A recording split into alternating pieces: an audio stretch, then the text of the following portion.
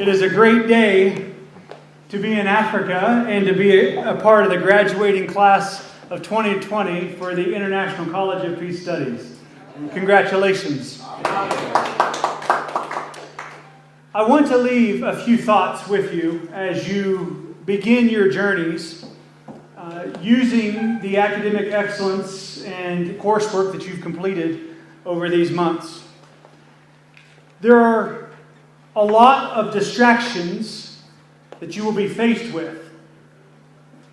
You will want to participate here and participate there, and you'll quickly become spread very thin. And so it is of utmost importance that you follow these four things. Number one, you have to be vigilant and diligent in establishing your priorities in life.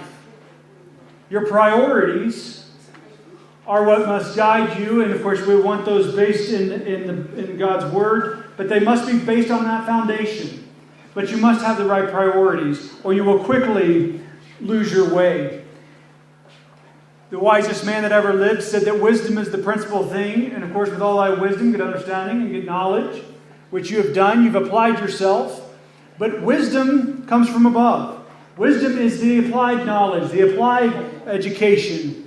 It's one thing to know it here, it's another thing to practice it in the world, and to do it appropriately, and to do it at the right time. One of the things I struggled with greatly was I did a lot of the right things too soon. So it's kind of like David when he was called to be the king of Israel, if he went and tried right then to take the throne. Well, no, the throne is promised to you, just not right now. It was another 14 years before he would do that. And that's going to be one of your greatest challenges as leaders, is knowing what you've been called to do, knowing where you've been called to serve. And then sometimes you hear the not yet, not now. And so I challenge and encourage you to establish your priorities.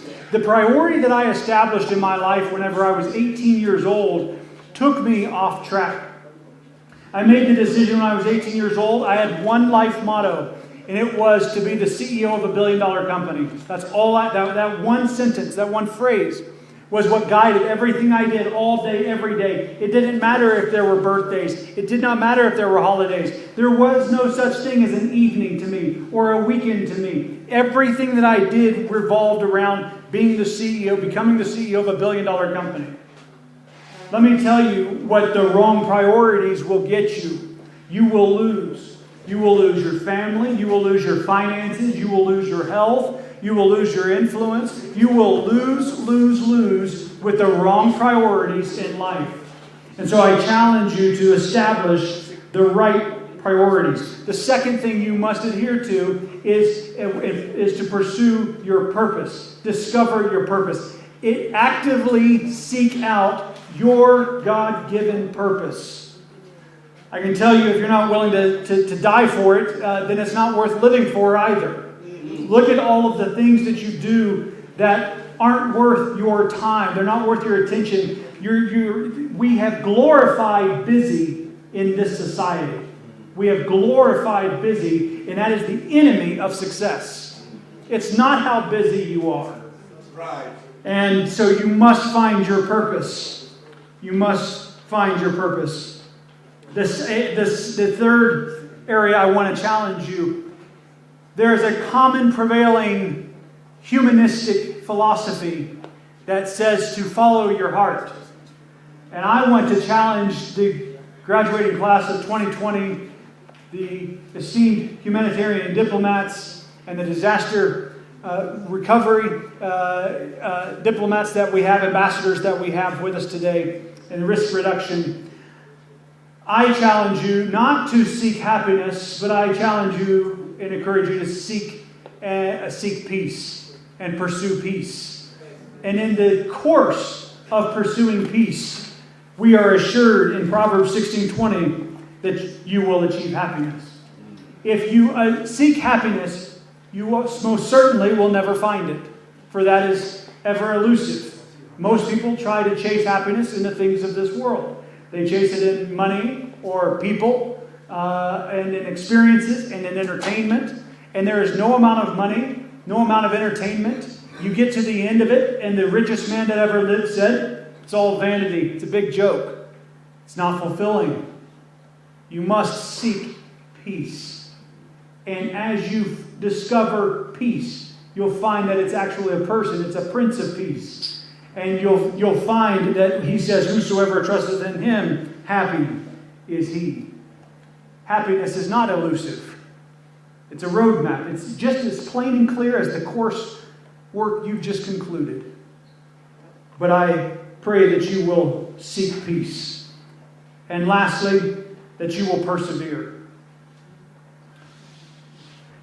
You will be tempted over and over in your life to quit. You'll be tempted to quit a lot of things. You'll be tempted to quit your marriage. You'll be tempted to quit your church. You'll be tempted to quit serving the Lord. You'll be tempted to quit studying. You'll be tempted to quit applying yourself. To stop waking up early. To stop spending time in devotion with Him. To stop spending time with Him. You'll want to quit every good thing you're supposed to do at some point in time. And so, but I must say, the most successful people, both in this economy and in God's economy, are those who do not quit. He values faithfulness. He doesn't value just esteemed positions that we hold in the worldly system. He values faithfulness. The man who starts laboring in the 11th hour got the same reward as the man who started laboring in the first hour and labored in the heat of the day. Because he wants faithfulness and obedience, not prestige. See, we in the world system, you get paid and recognized based on outcomes. You get paid and recognized based on results. But in the heavenly economy, you do not get paid on effort in the human economy. You get paid on results. In the heavenly economy, you are rewarded for faithfulness and obedience, which is looks very similar to effort. It's not how hard you tried. It's did you do what you were told to do when you were told to do it? When I got on a plane to come to Kenya, Africa, your airport had not been open for months.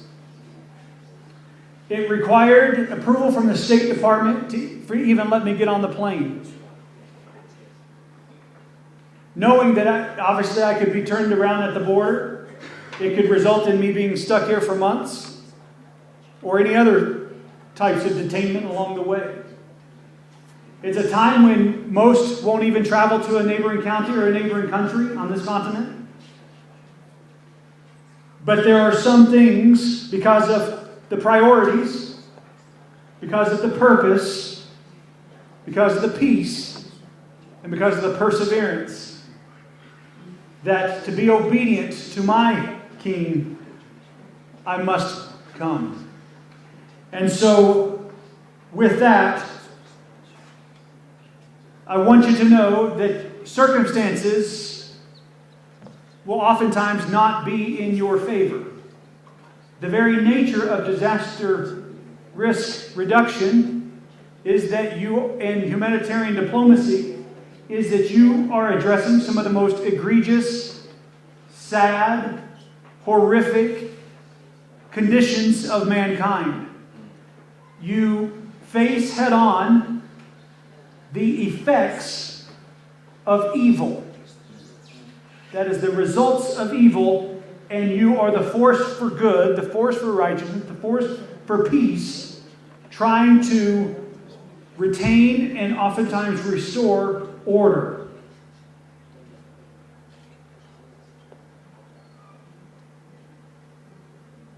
Exemplify excellence in all that you do. Strive for a standard of excellence. Good enough is not good enough for you. Have a standard of excellence that is worthy of the King that we represent.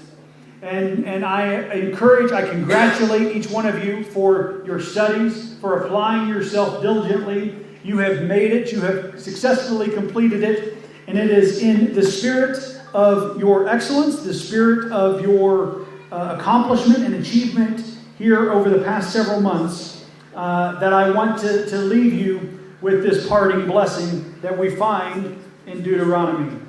it says, "And it shall come to pass, if thou shalt hearken diligently unto the voice of thy God, to observe and to do all his commandments, which I command thee this day, that the Lord thy God will set thee on high above all the nations of the earth.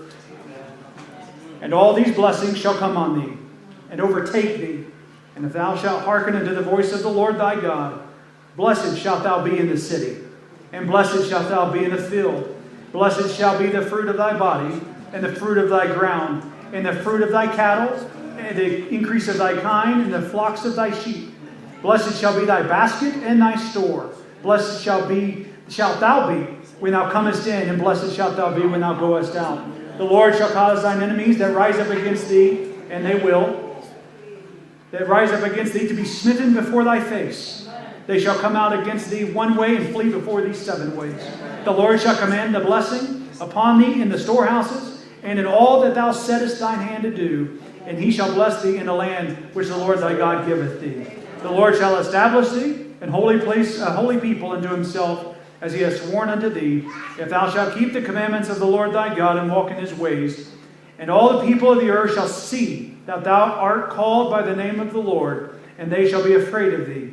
And the Lord shall make thee plenteous in goods, in the fruit of thy body, and in the fruit of thy cattle, and in the fruit of thy ground, in the land which the Lord sware unto thy fathers to give thee. The Lord shall open unto thee his good treasure, the heaven, to give the rain unto thy land in his season, and to bless all the work of thine hand. And thou shalt lend unto many nations, and thou shalt not borrow. That's going to be a divine change for the continent of Africa, will it not? And in closing, the Lord shall make thee the head and not the tail, and thou shalt be above only, and thou shalt not be beneath, if thou hearken unto the commandments of the Lord thy God, which I command thee this day to observe and to do them. There is no greater word that you could depart from this place and with this diploma and with these degrees than with the words of him when it says, I command you this day to observe and to do them. Because it is only in that I can assure you a life of happiness, a life of peace, a life of prosperity is following him in full surrender and sacrifice. Class of 2020 of the International College of Peace Studies, I congratulate you on your accomplishments and achievements. Thank you.